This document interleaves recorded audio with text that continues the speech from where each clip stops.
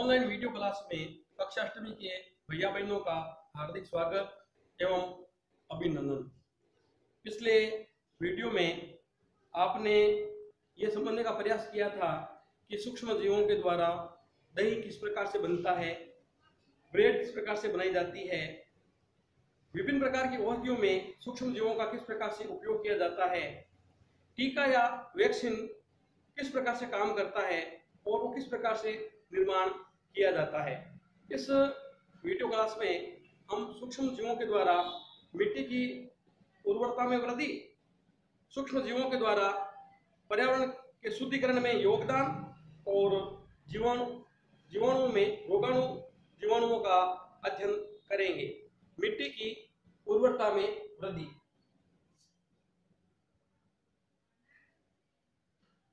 मिट्टी की उर्वरता में वृद्धि। हमने पिछले अध्याय पाठ क्रमांक 1 में ये समझने का प्रयास किया था कि जो मटर कुलीय जो पौधे होते हैं उनकी जड़ें कांटेदार होती है। उन मटर कुलीय पौधों में राइजोबियम नामक जीवाणु पाया जाता है। राइजोबियम नामक जीवाणु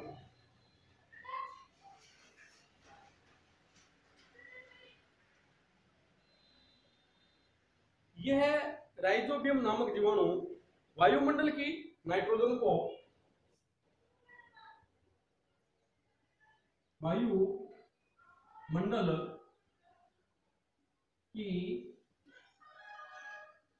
नाइट्रोजन को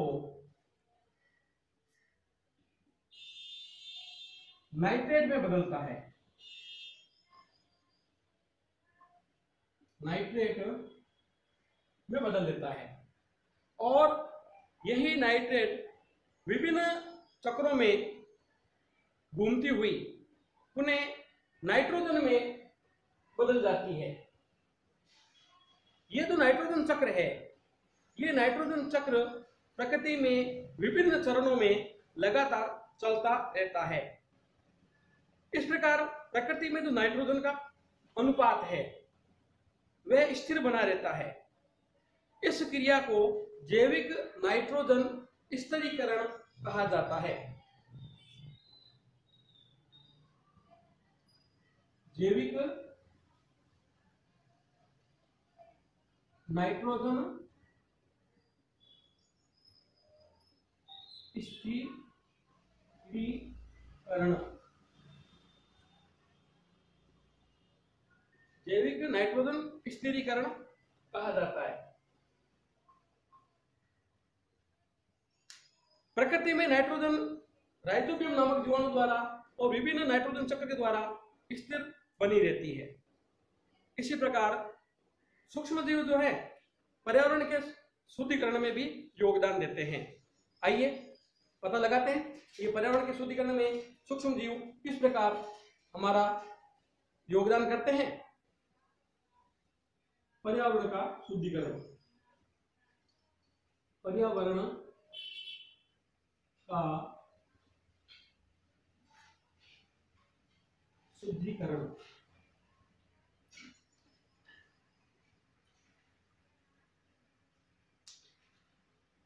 हमने पिछले अध्ययनों में, पिछली कक्षा के अध्ययनों में हमने ये पढ़ा है कि सूक्ष्म जीव जो होते हैं ये पादपों का अपघटन करते हैं, यानी कि पादपों के अपशिष्ट पत्तियां, टहनियां ये सूक्ष्म जीवों के द्वारा अपघटित हो जाते हैं, सड़ जाते हैं, गल जाते हैं और उस अपघटन की प्रक्रिया के परिणाम स्वरूप खाद बनती है। ये खाद बहुत महत्वपूर्ण है, फसलों के लिए लाभदायक है। खाद एक प्रकार का पोषक है जो फसलों के लिए जरूरी है। ये खाद जो है ये मृत जीव, पादप आदि के अपघटांश होते हैं यानी कि आपने प्रकृति में कभी कभी देखा होगा कि बहुत सारे जीव जंतु जो मर जाते हैं उनकी लाशें सड़ती रहती है, बहुत लंबे समय तक उनकी एक बदबू हमारे नथुनों में आती रहती है, परंतु समय पा करके धीरे धीरे वह लाश सड़ जाती है, गल जाती है और एक स्थिति ऐसी आती है कि वह पूर्ण रूप से वहां से गायब हो जाती है। ये पादप भी हो सकता है, पादप भी सड़ गल करके अपघटित हो जाते हैं। इस प्रकार सूक्ष्म जीव इस प्रकार की लाशों से, पादपों से अपना पोषण तो प्राप्त करते ही हैं, साथ में उन्हें अपघटित करके उन्हें खाद में रूपांतरित कर देते हैं या फिर उनका अपघटन करके प्रकृति में उनको विलुप्त कर देते हैं, जिसके कारण से लंबे समय से बनी हुई दुर्गंध धीरे धीरे समाप्त हो जाती है और हमारा वायुमंडल स्वस्थ हो जाता है।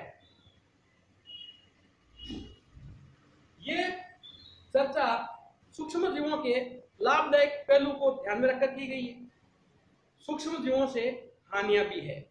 आइए हम सूक्ष्म जीवों के हानिकारक पक्ष को देखते हैं।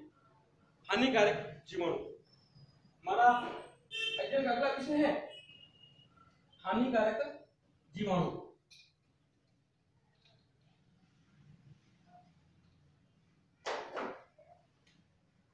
हानिकारक जीवाणु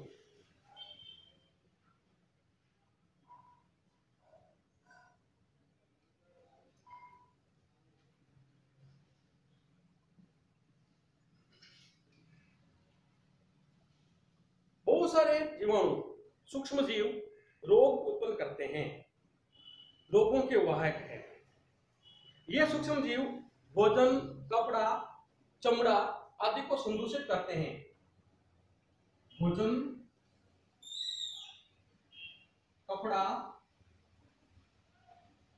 चमड़ा आदि को संदूषित कर देते हैं। संदूषित करना यानी प्रदूषित करना,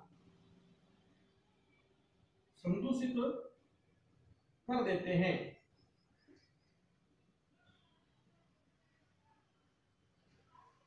ऐसे रोगाणु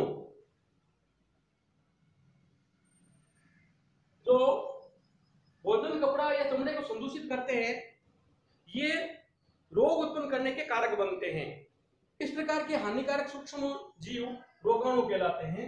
यानी कि हम कह सकते हैं कि जिन सूक्ष्म जीवों के माध्यम से रोग पैदा होता है, जिन सूक्ष्म जीवों के माध्यम से, जिन सूक्ष्म जीवों के माध्यम से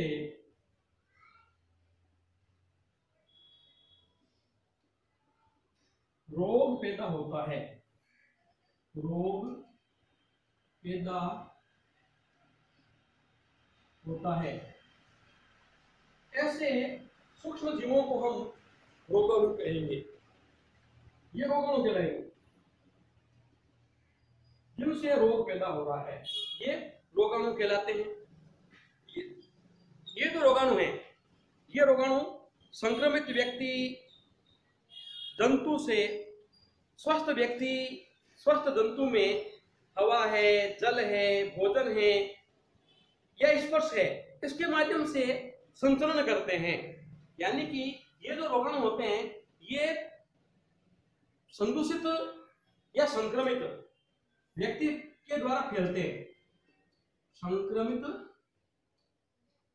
व्यक्ति या पशु, इसके द्वारा रोगाणुओं का फैलाव होता है और फैलाव का माध्यम बनता है या तो हवा या जल या स्पर्श।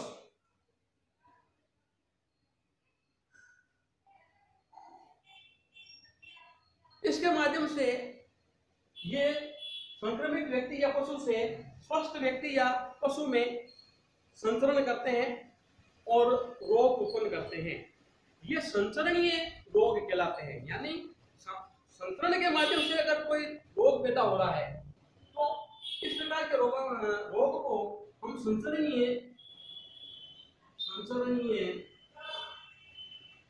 रोग कहेंगे। ये संसरणीय रोग जैसे सर्दी जुकाम, हैजा, चिकन पॉक्स, ये संसरणीय रोग के उदाहरण हो सकते हैं। जब हमको सर्दी जुकाम लगी हुई होती है और छींकते या खांसते समय जब हम अपने नाक या मुंह को खुला छोड़ देते हैं तो ये छींक के या खांसी के जो रोगाणु हैं, जुकाम के जो रोगाणु हैं, ये चारों ओर वायुमंडल के अंदर फैल जाते हैं और वायुमंडल में तैरते हुए जब ये स्वस्थ व्यक्ति के संपर्क में आते हैं तो ये रोगाणु स्वस्थ व्यक्ति के शरीर में प्रवेश कर जाते हैं और उन्हें भी रोगी बना देते हैं। कुछ सूक्ष्म जीव जो हमारे घरों में पाए जाते हैं, जैसे मक्खी है, मादा एनोफ्लीज है, मादा एडिस है, ये भी रोगों का कारक बनते हैं। हम सब जानते हैं मक्खी खुले में घूमती है, वह कहीं पर भी बैठ सकती है। जब इस प्रकार की मक्खी जो गंदगी में, कूड़े कचरे में या रोगाणु वाले स्थानों पर घूम करके आती है, उड़ करके आती है, बैठ करके आती है, तो वह हमारे भोजन पर भी बैठती है। तो इस प्रकार के उसके पंखों में, उसके पैरों में छिपे हुए रोगाणु वे हमारे भोजन, कपड़े, आवास के स्थान पर छूट जाते हैं और वह हमारे श्वास के माध्यम से, जल के माध्यम से, भोजन के माध्यम से हमारे शरीर में प्रवेश कर जाते हैं और हमें रोगी बना देते हैं। इसी प्रकार मादा एनोफ्लिस मच्छर भी मलेरिया रोग का वाहक है, उससे मलेरिया रोग फैलता है और मादा एडिस भी डेंगू के रोग का वाहक बनती है। हम सब जानते हैं कि इस प्रकार के खुले में पानी रहने से, कीचड़ गंदगी रहने से मच्छरों का ज़्यादा प्रकोप होता है, हम जल्दी बीमार पड़ते हैं। अतः हमें इन प्रकार के सूक्ष्म जीवों से बचाव करना चाहिए। हमें एक जगह लंबे समय तक पानी इकट्ठा नहीं करना चाहिए। हमारी जो नालियां हैं उन नालियों में गंदे पानी का बहाव नहीं करना चाहिए और अगर करते हैं तो उसको स्वच्छ पानी से धोना चाहिए। साथ में बरसात का पानी लंबे समय तक इकट्ठा नहीं रहे, उसका ठीक प्रकार से निस्तारण हो, इसकी हमें समुचित व्यवस्था करनी चाहिए। कूलर है, उसका पानी हमें समय समय पर बदलते रहना चाहिए। कहीं गंदगी फैली हुई है, कीचड़ जमा है या नाले के अंदर पानी लंबे समय से पड़ा है, तो ऐसे पानी का तुरंत निस्तारण करने की योजना बनानी चाहिए। साथ ही उसके ऊपर केरोसिन का छिड़काव कर सकते हैं, डीडीटी पाउडर का छिड़काव कर सकते हैं, मच्छर रोधी दवाई का हम छिड़काव कर सकते हैं और रात्रि काल में सोते समय हम मच्छरदानी का उपयोग कर सकते हैं। हमारे भोजन को ढककर रखना चाहिए, जल को छानकर ही पीना चाहिए, हमेशा जल ढक करके रखना चाहिए। इस प्रकार की छोटी छोटी सावधानियां अपना करके हम हानिकारक जीवाणुओं के प्रकोप से बच सकते हैं। धन्यवाद।